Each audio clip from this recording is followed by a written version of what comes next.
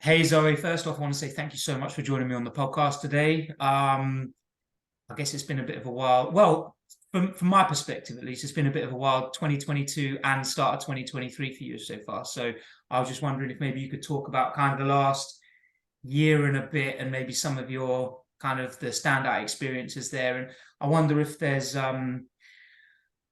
don't want to say sound condescending, but some sort of like lessons that you've learned along the way. I feel like you're probably kind of more well traveled in terms of on the professional track and field circuit, and just kind of was it everything kind of you expected it to be, or were there some lessons that kind of you kind of picked up along the way there?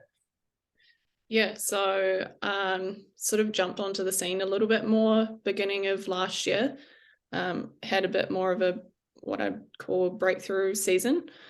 Um, Qualified for the World Champs and Commonwealth Games, and that was an incredible experience. And it was a bit of contrast to the year before where I'd missed out on selection for the Olympic Games, and that was a bit of a disappointment.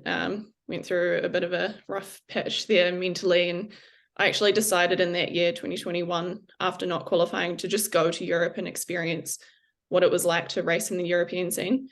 Around that time, I'd finished my degree, so I didn't actually have anything to come home to. And I was chatting to a mate who had been to Europe before and done the whole European scene and suggested that that was something that could be worth doing and to figure it all out.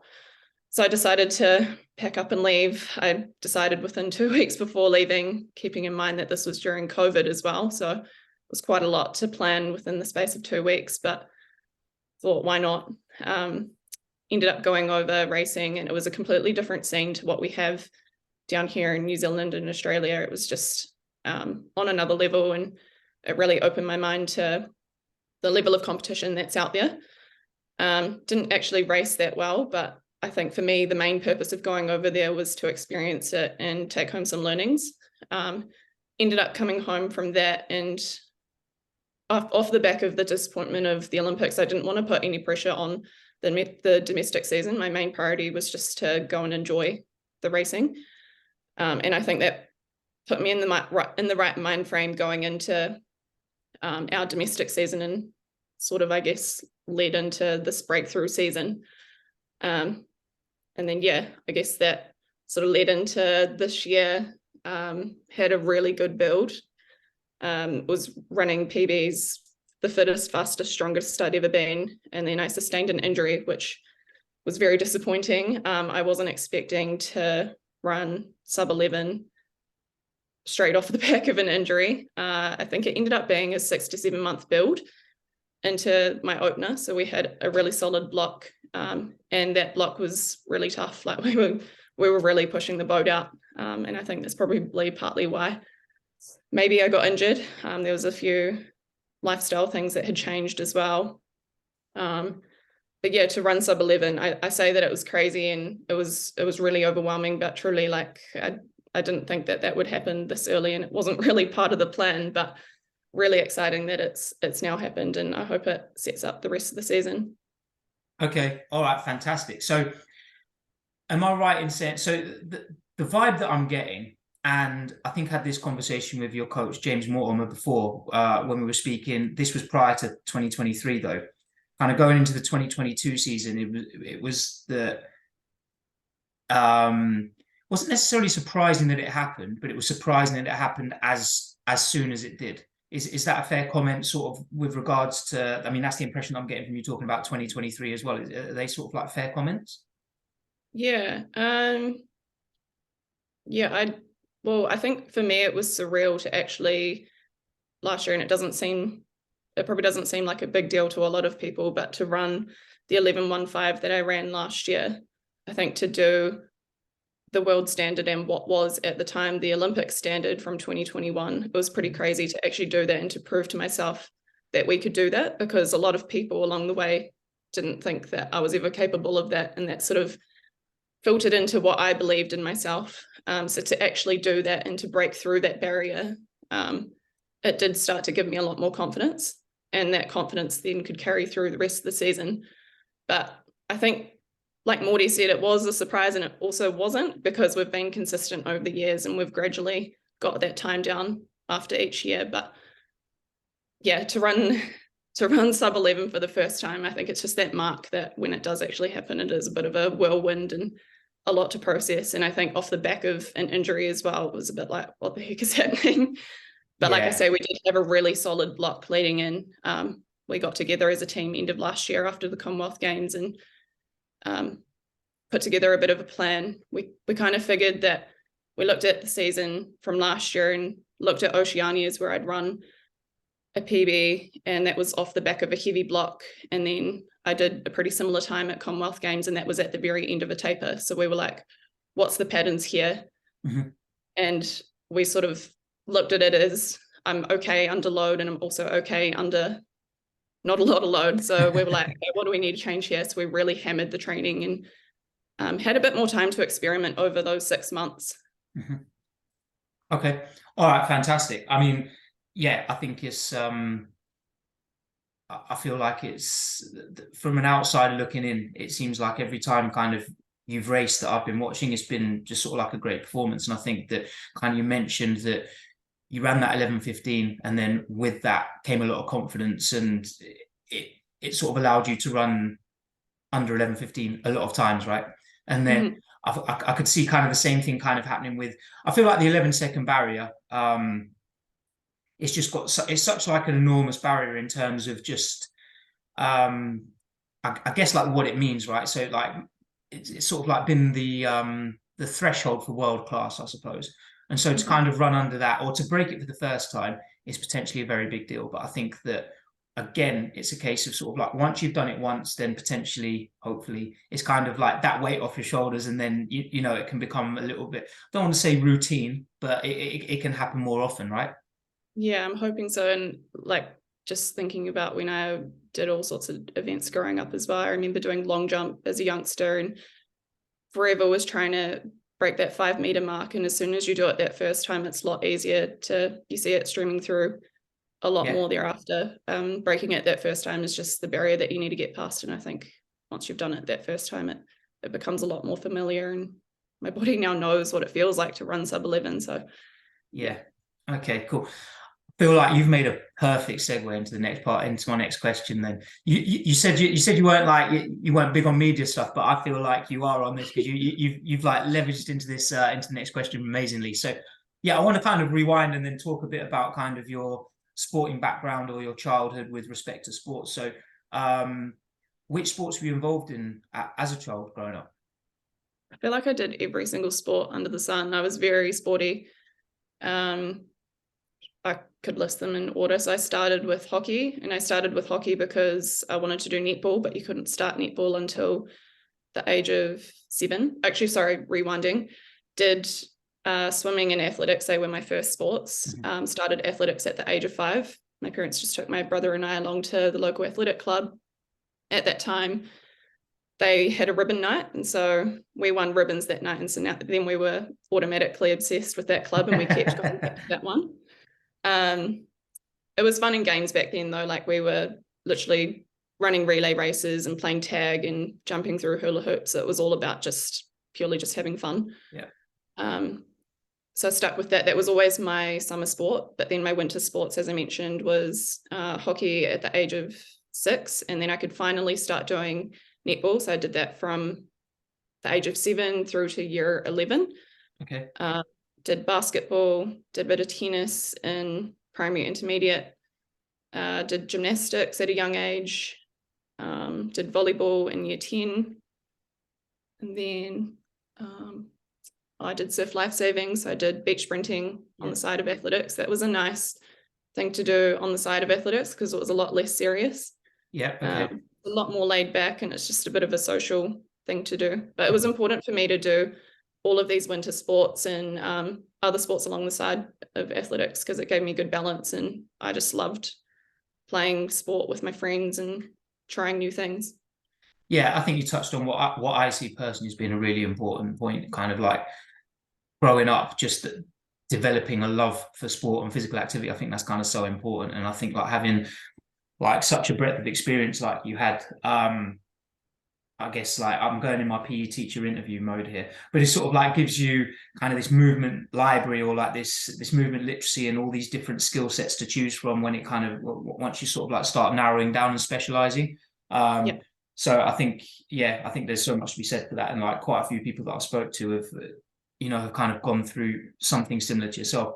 And I think I mentioned this as well before, but my daughter does gymnastics, and I think one of the reasons that I like her doing gymnastics is because I think it gives you such like a good platform in terms of build some general strength, some general mobility, coordination, sort of like awareness of your limbs in space and time and all that kind of stuff, which I think that are skills that they translate quite nicely into a lot of other sports. So so with your athletics then, or with your sprinting, when did you start taking that seriously? So as I mentioned, it was always more of a summer sport. And then I always had my winter sports that I'd focus on. And then I made the World Youths. Okay, yeah. The under 18 champs. And I made that when I was year 11. So what was I at that age? I think I was 16. At that time, I was playing Prem netball, which is the senior A team of our high school. And I was sort of starting to introduce a lot more winter training at that time, leading into the World Youths. And I was trying to coordinate that on the side of doing this Prem netball. Yeah. It was becoming quite a lot, because when you get to that Prem level, there is a lot more ask in terms of the training. Okay. I got home from that World Youth Championship, and I decided that I wanted to focus a bit more on the athletics. At that time, I was sort of starting to lose my love for netball anyway, because it was getting a lot more serious. It wasn't as much freedom in terms of play. When you're younger, you sort of just do whatever. But as you get into those senior age groups, it becomes a lot more structured. So did that kind of like make it less fun? Is that sort of like what happened? Yeah. Okay. Yeah, I think so. For me, at least. And so around that time, I was starting to consider focusing a bit more on training in winter, but I guess I didn't specialize until senior years, so like year 12, 13. Okay. Ended up stopping netball after that year 11, and year 12, I think I was just doing athletics, but then started to quickly get bored. I think at that age, you're still quite young and figuring out. Still need a little bit of variety. So then year 13, I did social basketball on the side. And then it was after that I moved to Auckland and fully immersed myself in the athletic scene, and moved to James Mortimer in Auckland. Okay, so you moved to James straight out of high school. Okay. Yeah. So whilst you were playing netball and running athletics at the same time, you said you kind of started focusing like ahead of the World Under 18 Championships, the World Youth Championships. You were focusing a little bit more on athletics throughout that winter. How many times per week were you doing athletics training, for example, during that winter? My coach at the time was, like, thinking back now, it was really good how she was structuring the training. She didn't want to push me too hard. She was aware that at that age we do still do a lot of other activity and things, and that you don't need to do hard out training at a young age, especially 16. I think we would go to the track once or twice a week. Okay. And winter there wouldn't have been club nights at that stage, but that used to be part of my program. And then I would have to walk, because I was a boarder at the time at New Plymouth Girls High School, so I would have to walk to the local field, either across the road or get the hostel van to drop me off to a local grass rugby field. So I was doing a lot of training on my own, but with my coach, I was probably with her once or twice a week. Okay. All right. So it was like fairly chilled in terms of, like you say, kind of like allowing it to mesh with the netball and other activities that you'd have to do throughout being in school. All right. Fantastic. So you've been with James for a little while now, obviously. And so how did that kind of come about? So you said kind of you moved to Auckland and you started working with him. Was it just as simple as you just rocked up to a track one day and he was there as well? Or sort of how did that relationship come about? And I'm curious to hear a bit more about this relationship, because I feel like it's producing such great results. And obviously, like, the programming that he's setting in terms of the training is going to be a part of it. But I feel like there's so much more to success than just what you're doing with the X's and O's on a training program. So I'm just curious to hear a little bit more about your relationship with him. Yeah, so our final year of high school, I was starting to consider where I wanted to move after, and I was tossing up between two different locations, Auckland being one of those. At the time, one of my good friends, she was coached under James, and she was at that time the only athlete that James had. He was still competing the first year that I was under James. That was his final year in the sport. But yeah, she sort of suggested that I should come along to James because she knew I was considering coming to Auckland.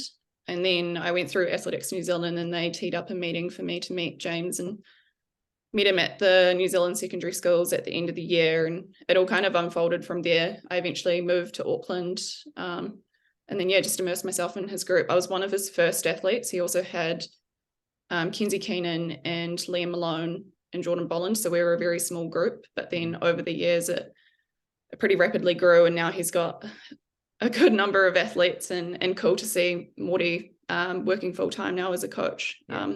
At that time, he was also working at diocesan school, so we would also always have to train in the afternoons, but now that he's full-time, it gives him a lot more flexibility and allows him to do what he truly loves, which is cool. Yeah, all right, fantastic. So throughout kind of your time with him, like I was looking on the World Athletics website at kind of your progression, and the progress is like it's steady, like it's fairly like consistent progress. And I think I'm not sure how common that is to see. I think like sometimes you sort of like see some disruption along the way, but with your progress, I don't appear to have been able to kind of like notice that so much. Are there any factors that you sort of feel are at play here in terms of like breeding this kind of consistent progress, I suppose? Yeah, I've got an incredible team behind me, and I don't think that they get enough credit, including Morty. They're the brains behind the operation, and I'm just the person who gets given the program and does the work. But no, I think their planning has been an integral part of being so consistent. It's allowed me to not get injured, aside from the injury I picked up not that long ago. I went a very long time before that going uninjured, and if I ever have been injured in the past, it's only really been niggles. And I think that's allowed me to consistently climb gradually over the years without having any major setbacks. As well as I think, you know, we've been able to consistently chip away at the program and push out to longer distances and be able to sustain a little bit more work over time. Consistently getting fitter, faster, stronger. But we've never gone so deep in the hole that I can't adapt to that training. Right, so okay. Morty, when I say Morty, I'm talking about James. Yep.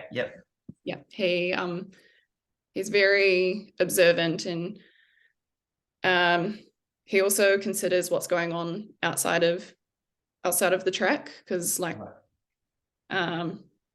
sprinting, well, up until recently, it's never been a career path. It's always been something that's been supplementary to everything else that you've got going on. And so he's been aware that, you know, I've gone through transitions where I've been studying and very close to full-time studying. You know, even with other life stuff that you've got going on, he considers all of that in the training, and is very quick to adapt things if needed. Okay, so it's very much like a holistic approach, right? So he's not looking at you as like a robot that just sprints. Like he's looking at your kind of everything that kind of comes with you as a person, and sort of factors that in when with the planning. And he also recognizes strengths as well. Like, you know, you might get 2 100-meter sprinters in a group, and some might be able to sustain longer distances versus someone else who can get the same volume by doing a shorter distance, but more of them. Like he's able to quickly adapt to people's different strengths. Okay, so the training is like pretty individualized. So you could have like yourself and other 100-meter sprinters in the group that might be doing, I guess it would be a similar theme, but a variation of that theme as your training. Exactly. Yeah. Okay. All right. And I think kind of going back to the point about your, you know, kind of steering clear of injuries, in kind of a conversation I had with him in the past, like I don't know if cautious is the word, but very sort of like conscious of people kind of, not even conscious of people getting hurt, but just conscious of like keeping the load in check was kind of the impression that I got from the conversation from speaking with him. That I guess like it's better to undercook an athlete rather than overcook an athlete. Yeah, and that was sort of the approach last year. We came off the back of the domestic season and I finished in April, and then soon after we were leaving in May for the Oceania Champs. And then while I was overseas last year, I wasn't able to travel with Morty during about a month and a half. We didn't really have a lot of time to do any experimenting and training, so we sort of kept it consistent with what we'd done in the past. And then that's where I said, like, we got home from the Commonwealth Games, and that meant that we had time to start pushing the boat out a little bit more, try some new things, do a bit more experimenting. But yeah, we sort of did stay on the conservative side end of last year, just knowing that I was able to tolerate that but still get a gradual gain from those sessions. Yeah, for sure, absolutely. I think I mean, for me, who's just a guy watching, I mean that makes complete sense. I think it's probably quite easy to get overzealous as well, and then that's when it starts becoming a little bit riskier, right? And so touching on something that you said in terms of like things going on away from the track. So you work as a nutritionist, correct? Yeah, and that's correct. And you work part-time, or is it full-time as a nutritionist? I was working 2021 through to last year. I was working 30 hours that then reduced to 15. Okay. I'm now a lot more flexible because I'm part of a startup co-founding Athlos Nutrition. Okay. It just means that I can be more flexible. I'm not bound to certain hours, which has been, it's made a hell of a difference in terms of being able to prioritize more time towards being an athlete, and just my load in terms of what I'm putting in now in terms of being an athlete has significantly increased. And I think that also probably reflects in my performance recently. I've dedicated a lot more time towards being an athlete, and especially in the lead up to the Olympics next year. Yeah. Okay. Congratulations on the startup. I didn't realize that. So that's really promising. I think that it's a great thing to, I mean, there's a life after track, right? So you need to make sure that, you're sort of like prepared for that. And I think having something already kind of like, I don't want to call it like bubbling away in the background, but have something else going on. I think that it kind of makes that transition, however many years down the line, sort of much smoother. But I guess like one of the things that I wanted to ask as well, do you think that like there's a benefit to having something else that you need to focus on as well? I just wonder whether like sometimes being a full-time athlete can be, it's so all-encompassing that you kind of, it's easy to become over analytical and just to overthink things. And I mean, I've almost tried to answer the question for you. I don't know why I've done that, but just kind of what are your thoughts on that, kind of like having something separate that you need to focus on your time as well? Do you find that helpful? Yeah, I think it is helpful, and it gives you your mind something else to focus on when you're not training. Recently it's been quite full on because, as I mentioned, my time requirement in athletics and even just in terms of what I'm having to put towards recovery has increased. I think the faster you get, the more you have to spend on recovery because you're now operating at a higher level. So I'm aware of that, and I have wanted to dedicate more time towards being an athlete, and I'm now in a position where I can do that. In the past, I wasn't in that position. But I think it is good to give yourself something to focus on away from being an athlete. And I'm passionate about nutrition, and it's cool because it gives me something to work towards beyond athletics, and it means that I can stay connected to the athlete community through being a nutritionist. And I would love to help athletes through their journey with nutrition because it is a massive part of being an athlete in the recovery piece. Yeah, I can absolutely imagine. I'll sort of want to touch on that a little bit later. But I think that like it's nice how closely sort of the two aspects of your life mesh, I suppose. And I'm sure there's things you take from your background in nutrition that you're applying daily, like multiple times a day, with your life being an athlete as well. Yeah, for sure. Yeah. Yeah.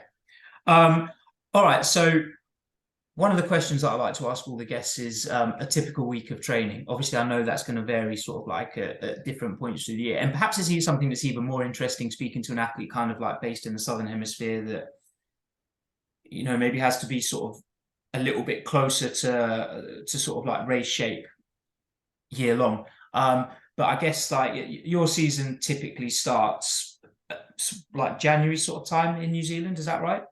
Yeah.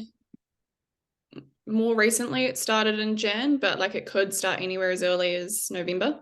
But that Okay. becomes a really long season if you're starting in November. A lot Yeah. of like through secondary schools, I would start in October, November, because you'd do secondary school nationals in December. And so Mhm. you'd have 2 peaks. You'd peak in December and then you try and peak again in March. Okay. All right. Yeah. Did you find that challenging? I was very uneducated back then in terms of training. I just do the Went training with it. program that was given. And it seemed to work. I think Yeah. to my benefit, I'm able to rise on the occasions. That probably helped when it came to the times that mattered. Yeah. Yeah. Yeah. Okay. So let's kind of think about sort of like your current situation where you might start your season in January. So a week in December, not disrupted by Christmas or anything like that. What might like sort of like a typical week of training look like at that sort of stage in the year? So I guess you're sort of like just sort of like getting ready to start racing. Yeah. So a Monday, we usually follow the same structure. It's just different in terms of whether we're in an off season or trying to build towards a competition. Mhm. But Monday's always an acceleration based session. So Mhm. if we're in summer, then we're doing blocks that then lead into, we're doing sleds that then lead into blocks. Mhm. They can range from 20 building out to about 45, sometimes 50. And more recently have tried to line up against the guys, and that's really challenged me. And I think sort of reflected more recently in some of my performances. I need to get used to having that pressure next to me, being able to maintain my form under that pressure. Then Tuesdays, we do a bit more of a speed endurance session. Earlier in the year, we were doing 150s, and I'd built out from 120s, as I mentioned before, sort of playing to our strengths. It took me a while to actually build out to doing those 150 distances at good quality, because that's what we're all about. Like, we want to be able to do those distances with quality. If our form's falling to shit, then Morty would sort of pare it back and make us do more 120s, because I was able to maintain my form well under those distances, but just do a little bit more. Yeah. Okay. But more recently, it's been like 60s, 70s, 80s, and do a couple of sets of them. Okay. Wednesday's a rest day for me. Thursday's our flying speed session. So like flying speed between 30s and 40s. Friday is a bit more of a recovery session. So we'd mix it up between pull or building dribbles or form runs. And then Saturday is our go day. So that's it sort of ranges, but again, it might be like a 60, 70, 80, but with a bit more recovery in there. And that's when we're really trying to hit good quality form. And I guess it's a good indicator of where our speed's at that time. Like, we probably go off that a bit more than going off the flying 30s and flying 40s in terms of where our current form is.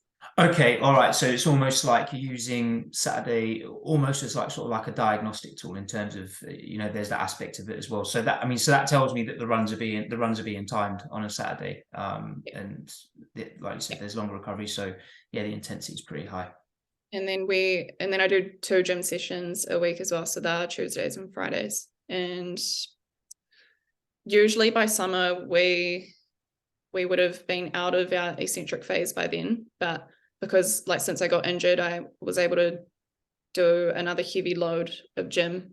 So I had the time, it was 7-week recovery rehab process. So we redosed a bit of eccentric load in there, but usually it would just be normal, a bit more ballistic-y type exercises.